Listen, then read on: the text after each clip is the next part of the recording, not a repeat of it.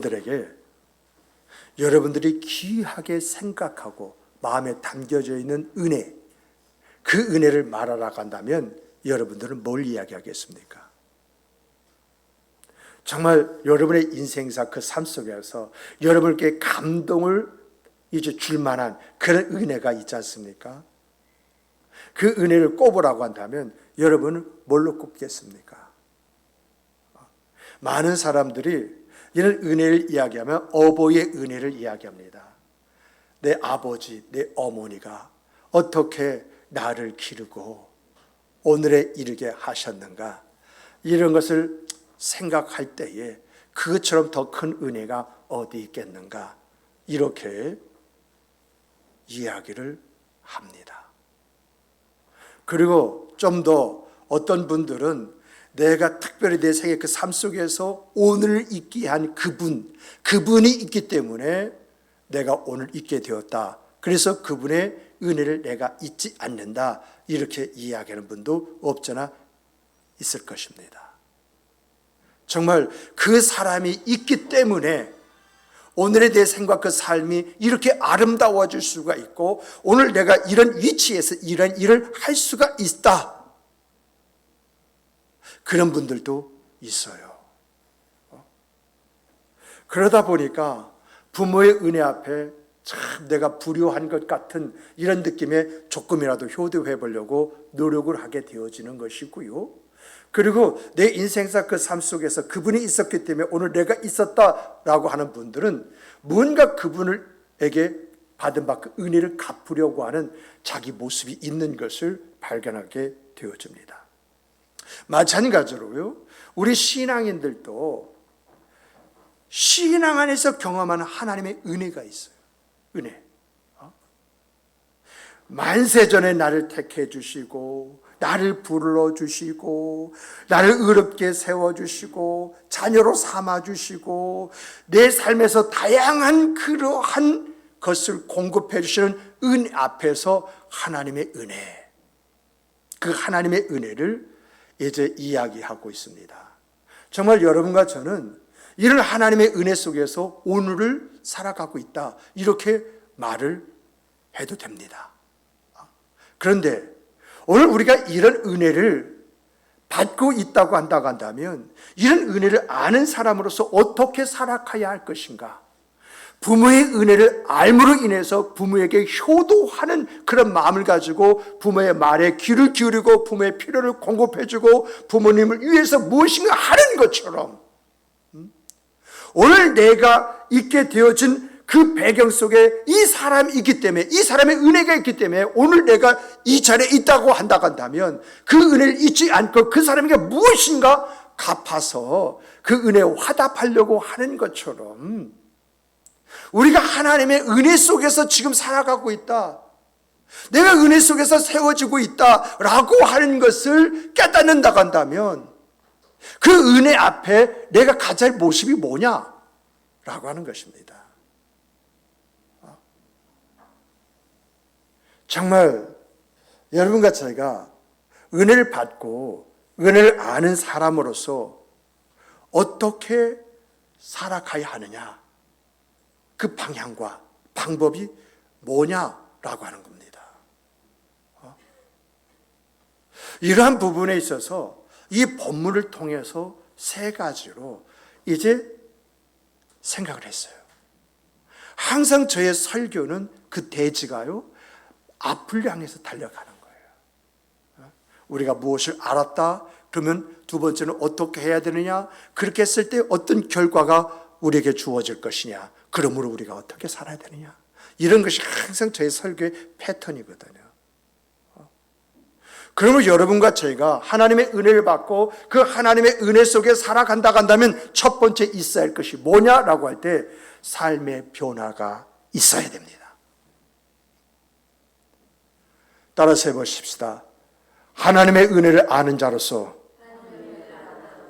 삶의 변화를 일으키자. 오늘 본문의 말씀의 배경은 고린도예요. 이 고린도는 어떤 도시냐라고 할 때 이 고린도는 항구 도시입니다. 예나 지금이나 항구 도시는요, 돈이 도는 곳이에요. 돈이 돌면은 자연스럽게 사람이 모여들어서 사람이 밀집되게 되어져 있습니다. 우리나라 같은 경우는 대표적인 항구 도시 하면 부산을 꼽지 않습니까? 인천을 꼽지 않습니까? 여러분, 부산이 우리나라에서 2대 도시가 되어진 이유가 어디 있습니까? 세계 각국으로 문물이 이제 가고 오는 곳입니다. 돈이 도는 곳입니다. 자연스럽게 사람이 밀집하다 보니까 서울 다음에 최고 많은 인구 밀도를 자랑하는 것이 부산이 아닙니까? 인천도 여러분 자유특구라고 이렇게 이야기하고 있지요. 인천에 가보면 아시겠습니다마는, 야, 인천이 날로 더 커져간다.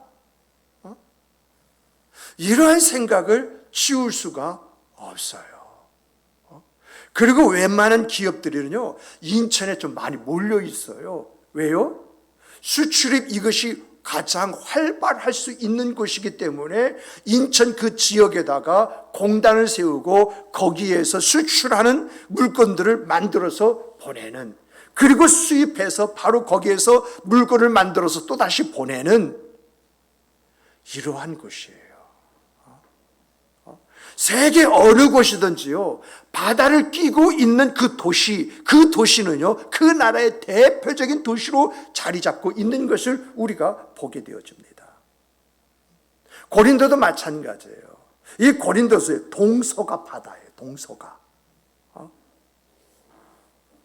이 바다를 통해서요, 세계 각국의 모든 문물이 쫙 하고 어디요? 이 고린도, 이 곳을 통해서 유럽으로 촥 하고 번지는 거예요. 그러다 보니까 사람들이요, 일자리를 찾아서 어디에 다 고린도에 몰려와요. 고린도에 돈이 있다. 고린도에 살만하다. 여러분, 심지어는요, 사람들이 고린도를 이야기할 때, 야야, 그 고린도 그 페테도시야. 아유, 음란해. 그 도시처럼 타락한 그런 도시가 없어 하면서도 그 고린도에 가고 싶고 그 고린도에 살고 싶어서 이주하는 그런 일들이 그 당시 그 시대에 비일비재했습니다. 왜요? 돈이 있기 때문에. 왜요? 일거리가 있기 때문에 그곳으로 몰린 거예요. 사도 바울이요, 이곳에 이 고린도에 와서 1년 6개월을 체류하면서 복음을 전한 결과 고린도 교회가 세워진 것이거든요. 그런데 이 고린도 교회가 세워지자 하나님께서 이 고린도 교회에 특별한 은혜를 2가지 주셨어요.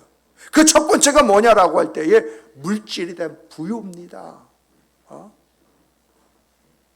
하나님께서 사도 바울을 통해서 이 고린도 교회로 말미암아 행하실 일들이 있기 때문에, 이루실 일들이 있기 때문에 이 교회 성도들에게 물질의 부유함을 부어주셨다라고 하는 거예요.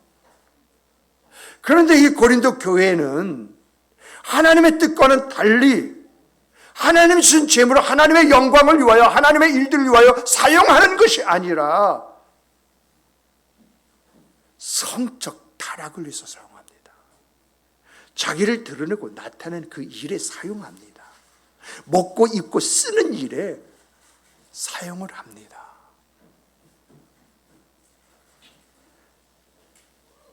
정말 대표적인 타락이 성적인 타락이지 않습니까?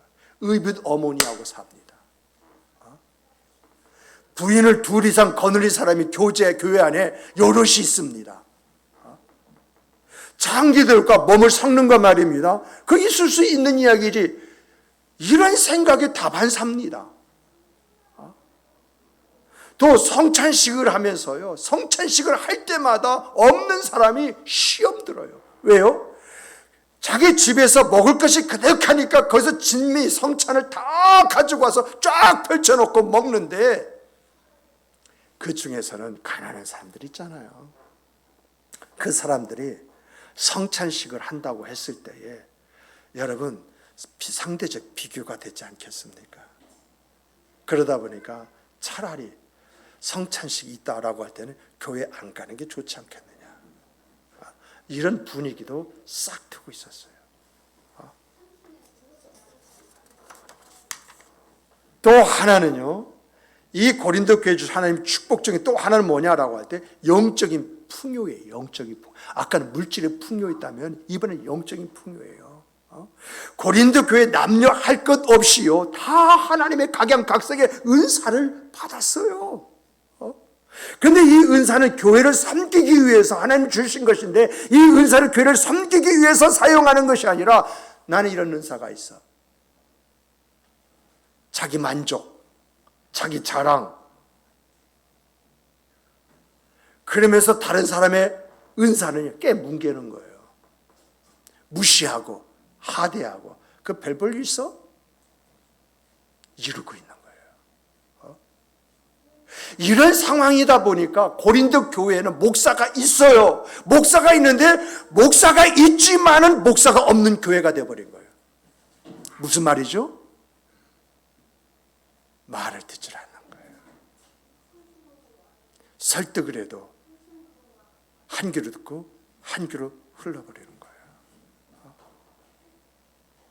이렇게 고린도 교회는요, 성경에 나오는 모든 교회에 비교할 수 없는 하나님의 은혜를 받았지만은,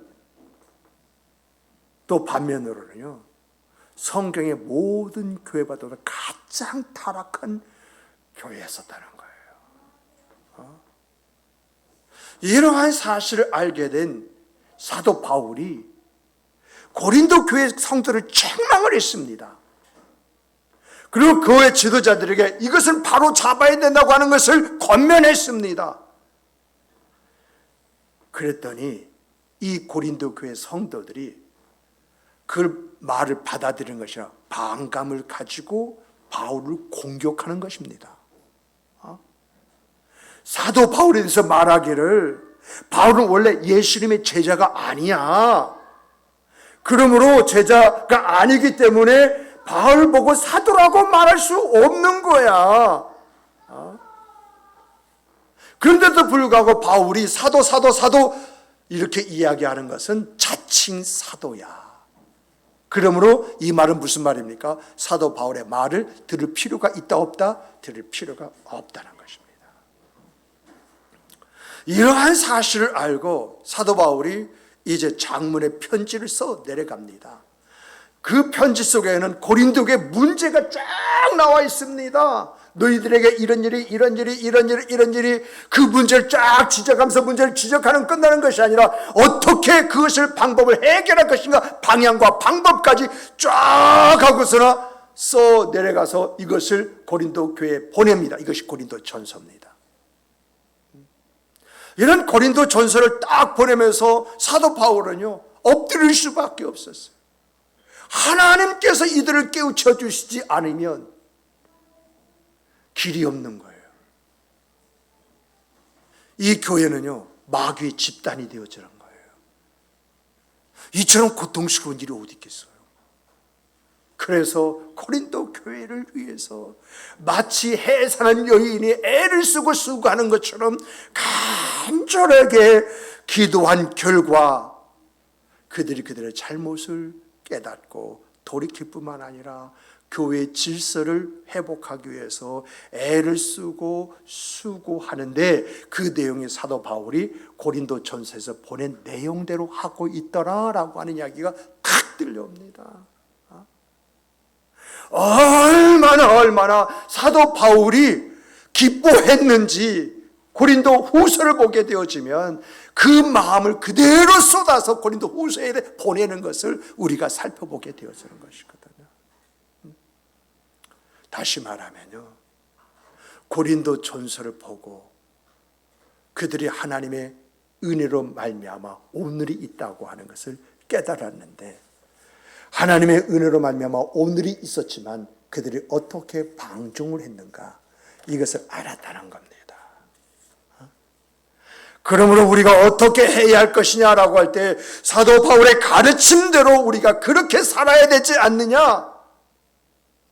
그래서 의붓 어머니와 간통한 사람은 계속 내쫓아 버리고, 은사 문제 가지고 시끄럽고 성찬 문제 시끄럽고 이런 그 모든 문제들을 다스려 가는 가운데 교회를 교회되게 만들기 시작을 했다라고 하는 것입니다.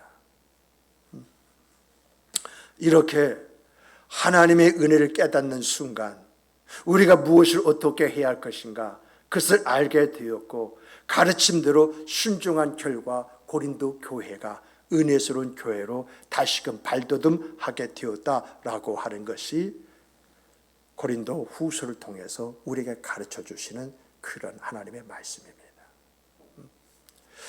이러한 것을 통해서 여러분과 제가 생각을 해야 할 것은 뭐냐? 여러분, 하나님의 은혜를 알면 옛 생활은 새로 사라져버리고 새로운 생활이 여러분 생각 그 삶 속에서 열려지는 줄 믿으시기 바랍니다. 중요한 것은 뭐죠? 그 하나님의 은혜를 깨닫는 것입니다. 뭐가 은혜냐? 어떤 것이 은혜냐?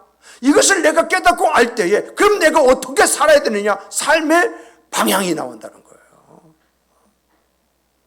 정말 여러분과 저도요, 하나님의 은혜가 뭐냐? 내가 받은 바 그 은혜가 어떤 것이냐라고 하는 것을 우리가 확인하고 그 은혜를 아는 사람이 되어진다고 한다면 내가 오늘 어떻게 살아야 할 것인가 삶의 태도가 분명해지게 되어지고 하나님의 자녀로서의 아름다움이 내 생각 그 삶에 펼쳐지게 되어져 있다는 것입니다. 누가 시키지 않아도 내가 무엇을 어떻게 해야지 깨닫고 알았기 때문에 그 은혜에 합당한 그 모습이 나의 생각 그 삶의 모습이 되어서 그 안에서 하나님의 기쁨과 즐거움을 올려드리게 된다라고 하는 것입니다. 그러므로 사랑하는 성도 여러분, 여러분과 저는 하나님의 은혜를 아는 성도가 되길 주님의 이름으로 축복합니다. 나를 구원해 주신 은혜, 이 은혜 속에 담겨 있는 것이 하나님의 사랑과 한량없는 우리 주 예수 그리스도의 은혜가 담겨져 있지 않습니까?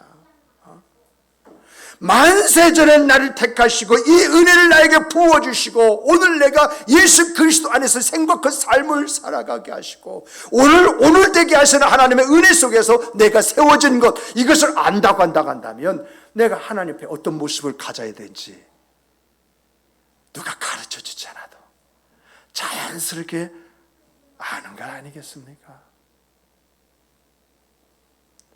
그러므로 여러분과 저는 하나님의 은혜가 뭔지 그 은혜를 헤아리며 그 은혜 앞에서 내 모습을 만들어가는 귀한 성도 여러분들 되시기를 주님의 이름으로 축복합니다. 축복합니다.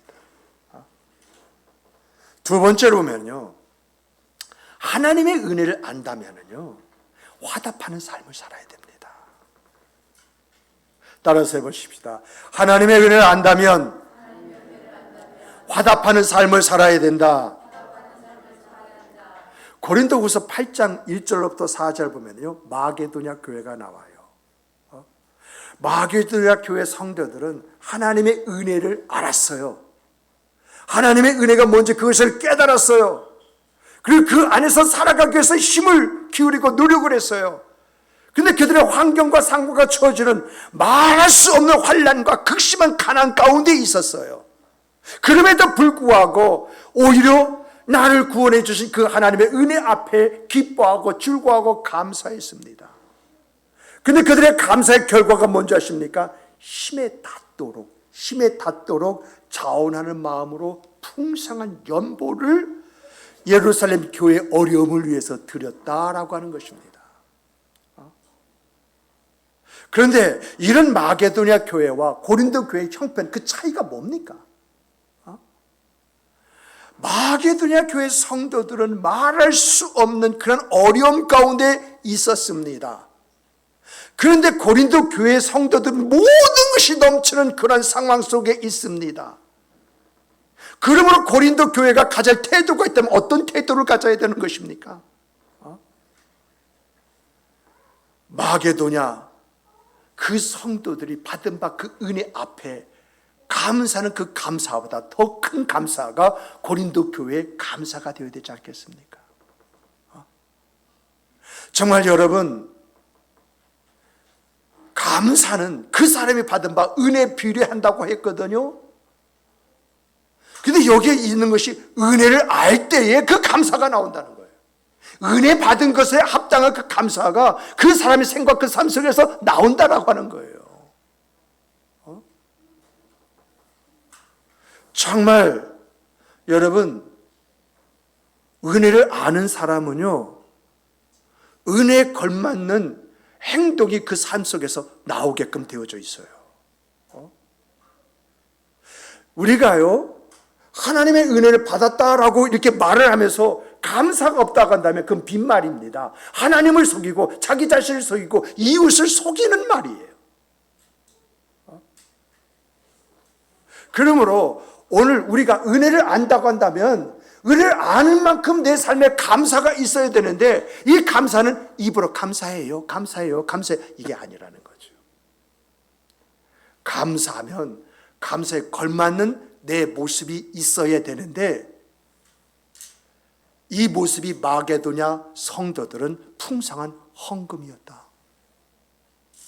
근데 이 헌금은 무엇을 위한 거며, 그 교회를 위한 헌금이 아니라 모교 예루살렘 교회가 굉장히 힘들고 어렵다, 교회가 무너지기 직전이다, 이런 말을 들으면서 그 예루살렘 교회를 위해서 헌금을 해서 보냈다라고 하는 거예요. 그러므로 우리가요, 하나님의 은혜를 안다라고 한다면 분명한 감사가 있어야 되는데, 이 감사에는 뭐가 있어야 돼요? 그 감사에 걸맞는 아름다운 나의 모습, 드려짐이 있어야 한다라고 하는 거예요.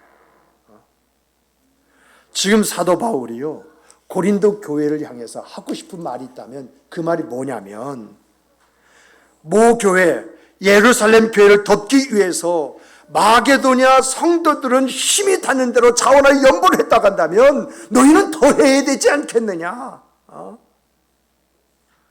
이런 말을 하면 가볍거나 얄팍한 사람은 헌금하라는 소리구나, 이렇게 들을 수가 있어요. 근데 여러분, 성경을 보면 베레아 교회가 나오잖아요. 베레아 교회는 이제 말씀을 들으면 꼭 집에 가서 이제 성경책을 펼쳐놓고 이것이 하나님의 말씀인가 아닌가 이걸 살펴봤다는 거거든요. 자, 그러면 베레아 성도들은요, 하나님의 말씀을 들었을 때에 모든 말씀 가서 그렇게 확인했을까요? 그렇지 않으면 내가 말씀을 듣는데 내 필이 꽂혔어, 은혜가 되었어, 이 말씀이 정말 하나님의 말씀인가 아닌가 이것을 헤아려 보기 위해서 집에 가서 성경책을 찾아봤을까요? 안 찾아봤을까요? 이것이 나의 감정인지 아니면 하나님이 주신 성령의 감동인지, 이것을 알기 위해서 집에 가서 성경 말씀을 펼쳐놓고 그 성경 말씀 안에서 이것이 어떠한 것이냐 이걸 확인했다는 거예요.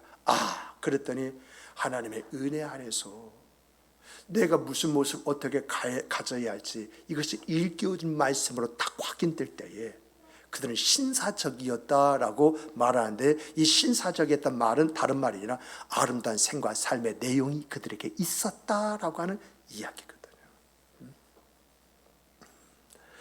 또한 예루살렘 교회 감독이었던 야고보 감독이요, 야고보서에서 이런 말을 써요. 믿음인데 이제 행위가 없는 믿음은 죽은 믿음이다, 이렇게까지 말을 했어요. 이 말씀은 내용이 없는 감사는요 의미가 없다는 거예요. 말로 감사 이거는 의미가 없다는 거예요. 감사는 거기에 합당한 자기 진정성이 담겨 있어야 되는 것입니다. 그래서 사도 바울은 이 예물에 너희 마음을 담아라, 너희 신앙을 담아라, 이렇게 이야기하고 있는 것이거든요. 오늘 우리도요, 하나님의 은혜를 안다면 정말 어려운 교회를 돕는 데 앞장서야 됩니다. 어저께 문자를 하나 받았어요. 잘 아는 대로 김상윤 목사님이 저에게 문자를 하나 보내셨더라고요. 그 문자를 보니까 10월 3일자 정부가 공무원 7,411명을 동원해서 한국교회를 점검한 결과의 보고서 중에서 교회 숫자가 달라져 있어요. 얼마나 달라진 줄 아십니까? 10,000개가 달라져 있어요. 교회 자체적으로 교회를 이제 숫자를 이제 할 때 65,000교회입니다. 우리 한국 교회가. 만교회가 없어졌어요. 그런데 성도에 모이는 숫자가 뭐 10,000명이 모이든 뭐 10만 명이 모이든 99명이에요. 그러다 보니까 교회 성도들 모이는 숫자가 급감을 했는데, 여러분 10월 3일 날 파악한 결과가 만교회가 사라졌는데, 지금 교회가 사라지는 속도가요, 번개불이라는 것입니다. 얼마 전에 우리 그 지방회에서요, 제가 중앙감찰의 감찰장이기 때문에 목사님 감찰에 소속된 교회, 어려운 교회 상황을 파악을 해 주십시오 해서 파악을 했는데 11교회가 저희 중앙감찰에 소속이 되어져 있어요. 그런데 이 11교회에서 4교회가 가장 어려움 가운데 있습니다. 들리는 말은 예전에는 국선이라는 곳에서 매월 얼마씩 후원을 해주고 있는데, 그거 외에 큰 교회에서 또 작은 교회에서도 이렇게 많이 도와서 이런 후원금이 있었다고 하는데, 지금 국선위에서 주는 이제 그러한 매월 주는 그런 것 외에는 전혀 없다는 거죠. 어떤 교회 같은 경우는요, 국선위에서 한 30만 원, 40만 원 이렇게 주는 것으로 알고 있는데, 대출이 3억 3천만 원에 이자가 110만 원 나간다고 하는 교회도 있고요. 정말 이게 어떤 교회 같은 경우는 월세가 이제 보증금이 작다 보니까 월세가 160만 원 이런 교회도 있고요. 그래서 내가 궁금해서 어떻게 살아? 하고 물어봤더니 목사님 이것을 뭘로 이야기할 수 있겠습니까? 그저 날마다 하나 앞에 우는 것밖에는 자기들이 할 것이 없다는 그런 말을 들으면서, 야, 내가 무엇을 어떻게 해야 할 것인가? 정말 우리 한 사람 한 사람이요, 하나님의 은혜가 무언지를 안다고 한다면 이런 곳에 관심을 좀 기울이는 그런 성도 여러분이 되시기를 주님의 이름으로 축복합니다. 정말 하나님 안에서 하나님이 가장 아파하시고 고통하시고 힘들어하시는 것이 있다고 한다면 교회가 무너지는 거 아니겠습니까? 그런 곳에 우리의 마음을 둔다고 한다면 그 마음을 기뻐 받으시는 하나님, 나를 통해서 하나님의 일을 이루시기 위해서 하나님이 나에게 축복을 주시지 않겠습니까? 이런 아름다운 마음으로 말미암아 하나님 마음에 합하고 하나님의 마음 합함을 통해서 하나님이 주시는 것이 여러분 생각 삶 안에 풍성이 되기를 주님의 이름으로 축복합니다. 축복합니다. 세 번째 보면은요, 하나님의 은혜를 아는 사람은요, 또 다른 은혜를 사모할 줄 알아야 됩니다. 우리 한번 따라서 해보십시다. 하나님의 은혜를 알므로 또 다른 하나님의 은혜를 사모하자. 여러분, 우리는 대부분 하나님의 은혜를 받은 사람이에요. 하나님이 우리를 구원하신 것 외에도요, 우리 생활 속에서 받은 그 은혜가 얼마나 많아요. 정말 우리 교회, 우리 자녀들 생각해 보십시다. 우리 자녀들 크게 아픈 자녀들 있습니까? 우리 자녀들 중에서 어떤 그런 이제 감당하지 못할 그런 시험, 그 시험을 주는 그러한 자녀들이 있습니까? 시험을 주신다 할지라도 길을 찾게 만들고 무언가 세워나갈 수 있는 그런 과정 중에서 나를 훈련시키기 위해서 하나님께서 그런 일이 있는 것은 있을 수 있습니다만은, 한번 생각해 보세요. 내 자녀들이 아프지 않는 것만 해도요, 이거 복입니다. 은혜입니다. 요즘에는 신기한 그러한 병명도 참 많더라고요. 그래서 얼마 전에 어떤 교회 사모님이 이제 당신이 양녀를 입양한 그 딸이 이게 아픈데 기도해 주세요. 기도 요청을 해서 함께 기도해 본 적이 있습니다만은 듣도 보지 못한 그런 또 병명이 또 있더라고요. 참 이게 세상 살아가기가 좀 쉽지가 않다, 이런 생각을 하는데, 여러분 그러한 질병, 그런 것으로 인해서 고통받는 가정이 있습니까?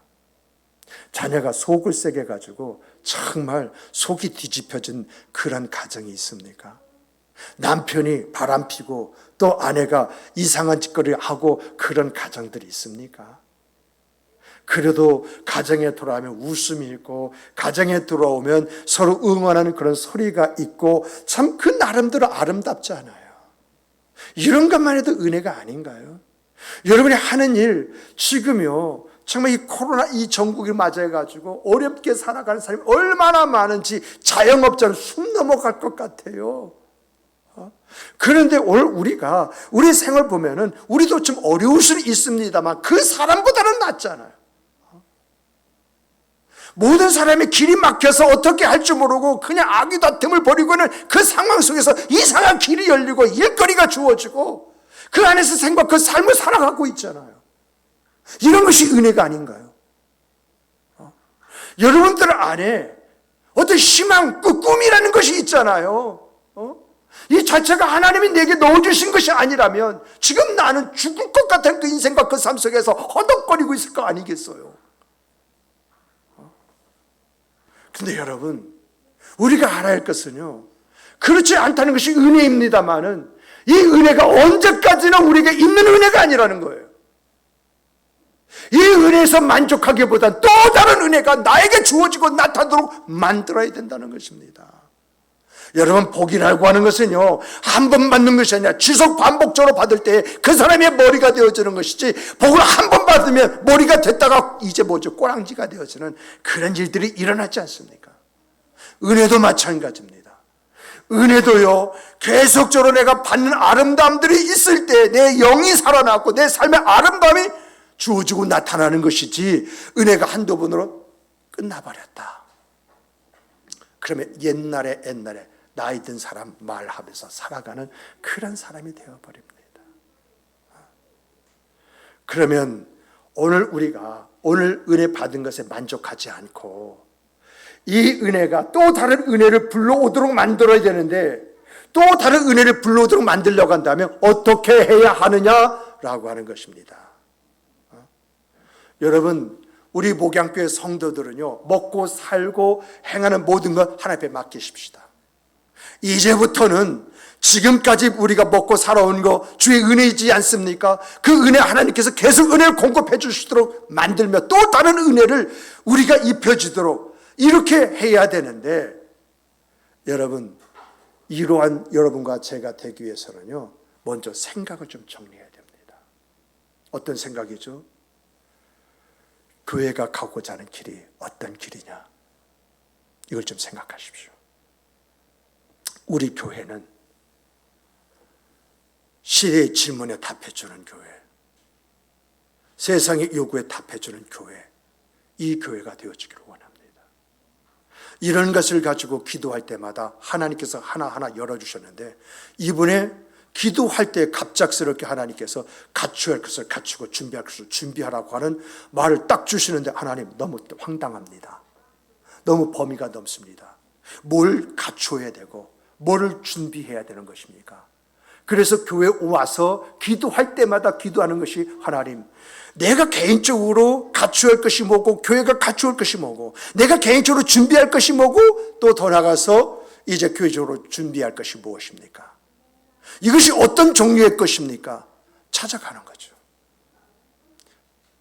이렇게 찾아갈 때마다 하나님께서 길을 열어주시고 일깨워주시는 일깨워주심 속에서 하나하나 그 모든 것을 만들어가게 하시는데, 오늘 여러분과 제가 가질 생각이 뭐냐?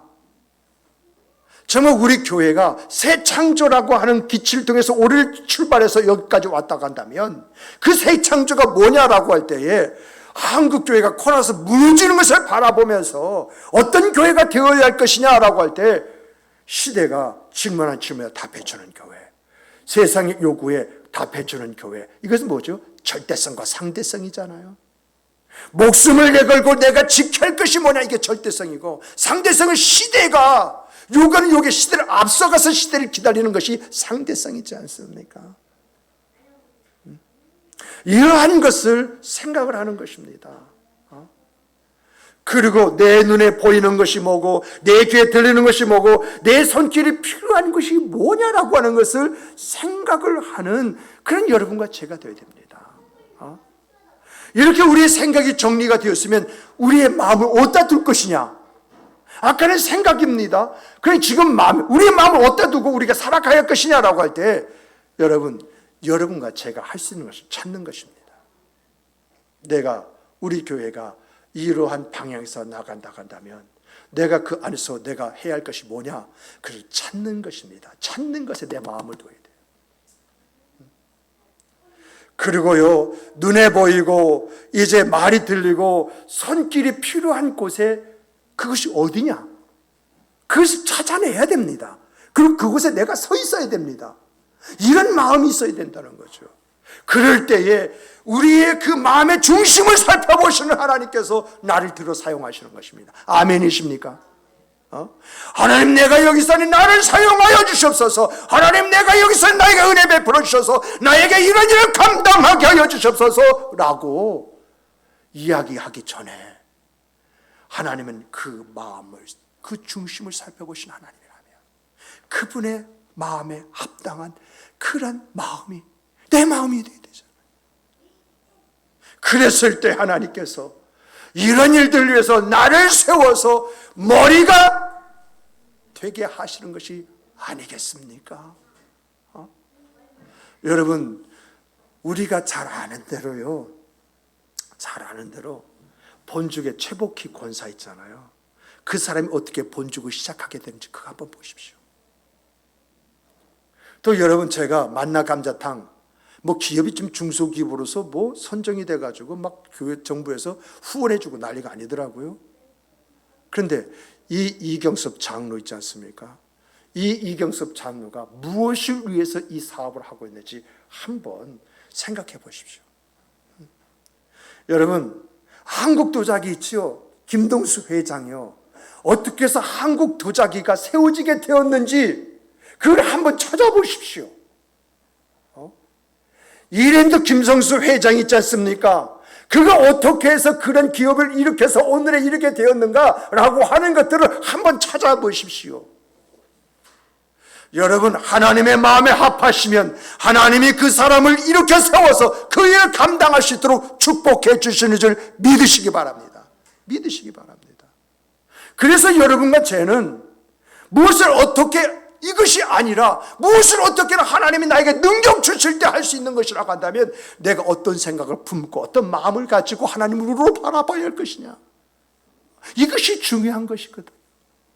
이러한 것을 보시는 하나님이 마음의 합함을 가졌을 때에 그 사람을 이렇게 세워주시는 거, 이것은 성경의 이야기고 기독교 역사의 이야기지 않습니까?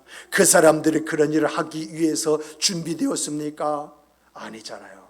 하나님 마음에 합했더니 하나님이 그 사람을 통해서 일하시고 역사하시더라. 이거 너무도 잘 알고 있는 이야기가 아니겠습니까? 그러므로 이 자리에 성도 여러분, 우리 성도 여러분, 우리가 몇이 안 된다라고 하는 것, 그것이 아니라 내가 하나님 보시기에 어떤 사람이냐, 내 마음이 하나님 보시기에 합한 사람이냐, 여기에 초점을 주고 하나님이 원하시는 그 아름다움을 품고 살아가는 여러분이 되시길 주님의 이름으로 축복합니다.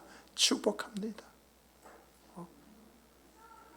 결국요, 이렇게 하나님 마음에 합한 사람, 그 사람이 교회 하나가 있으니까는요, 나눔의 교회가 확 그렇게 커버리더라고요. 그리고 김동수 장로, 김성수 씨가 다니는 교회가 확 하고 커버리더라고요. 불과 기천명에 불과했던 그 교회가 10,000명이 넘어가는 성결교회로 세워지는 그 역사, 그게 누구죠? 바로 김성수 회장 한 사람. 그 한 사람으로 그렇게 되어지는 것을 보게 되어집니다. 그러므로 사랑하는 성도 여러분, 여러분과 저는 하나님의 은혜를 받은 사람으로서 그 은혜를 알고 있다면 더 큰 하나님의 은혜를 사모하는 그 마음으로 하나님께서 원하시는 것이 무엇인가 그것을 가슴에 담고 그것을 바라보며 그 하나님의 인도하심 받는 여러분과 제가 되기를 주님의 이름으로 축복합니다. 축복합니다. 축복합니다. 우리 함께 기도하시겠습니다.